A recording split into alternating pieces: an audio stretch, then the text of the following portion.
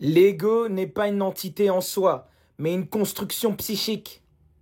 C'est un programme multidimensionnel qui regroupe plusieurs couches énergétiques, émotionnelles et mentales. On peut le diviser en 5 grands piliers. Il y a l'identité sociale, qui est donc l'ego externe. C'est le masque social que tu portes pour fonctionner dans la société. Ton nom, ton prénom, ton statut social, ton appartenance religieuse, culturelle, nationale. Et également le rôle que tu incarnes dans la société. L'objectif de l'ego externe, c'est survivre dans le monde, être reconnu, exister. Son but, c'est d'être validé. Mais tout ça, c'est pas toi. Mais c'est plutôt tout ce que tu crois devoir être pour briller dans les yeux des autres. Et c'est là que commence le piège. Gurdjieff y disait, le masque que tu portes pour être aimé finit par t'étrangler. Le masque ici fait référence à l'identité de façade que tu as tellement portée que tu l'as confondu avec toi-même. Ton véritable toi.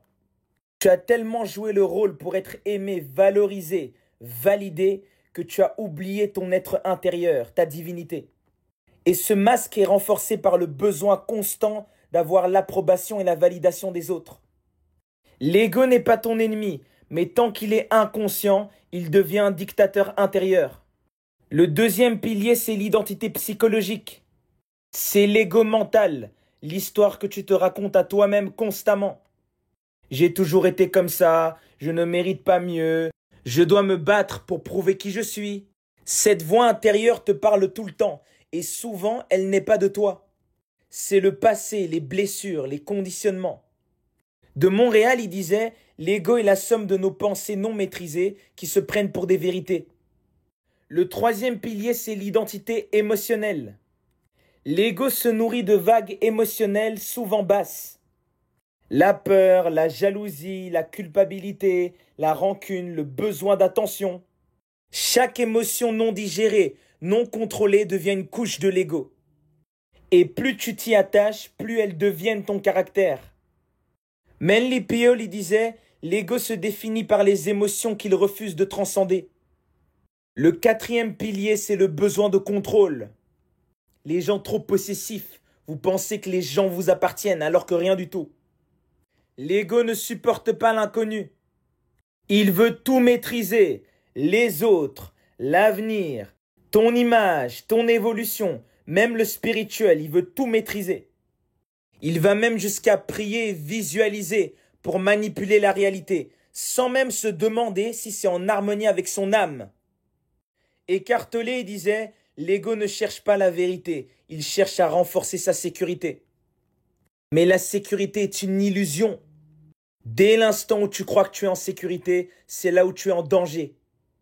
Le cinquième pilier, c'est la structure énergétique de l'ego. L'ego forme autour de toi une aura mentale rigide. Ce champ énergétique filtre ce que tu perçois de la réalité. Elle bloque ton intuition. Elle maintient les vieux schémas en place. Elle empêche la lumière de l'âme de descendre. C'est comme un pare-brise sale à travers lequel tu regardes le monde. Mais comprends que l'ego ne peut pas bloquer la lumière. Elle va quand même descendre. Mais ça va produire une souffrance intense. La lumière ne force jamais. Elle pénètre doucement. Mais si l'ego s'y oppose, elle va frapper les murs de l'inconscient. Et ça devient donc des crises, des pertes, des échecs, des traumatismes. Tout ça pour t'amener à lâcher prise, pour laisser la lumière pénétrer. Tu n'as pas à tuer l'ego comme on vous prêche. Tu dois l'observer, le comprendre et le replacer dans l'ordre cosmique. C'est tout. Krishnamurti disait, ce que tu crois être est ce qui t'empêche de devenir ce que tu es.